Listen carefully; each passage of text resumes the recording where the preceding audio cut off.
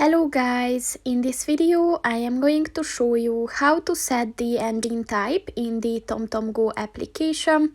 But first I just want to mention, don't forget to subscribe to my channel, because at 10,000 subscribers I am going to show you my whole YouTube revenue statistics and growth strategy, as well as how to make money online. Let's jump into it.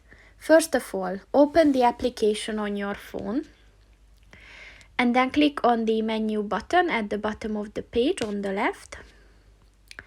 And then scroll down and click on the settings button. And then scroll down and click on the vehicle profile button.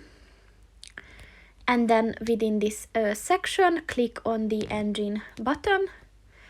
And here you can select your vehicle's engine type. So just click on the one that you want, and it is set. So that's pretty much it for this video, guys. See you in the next one. Goodbye.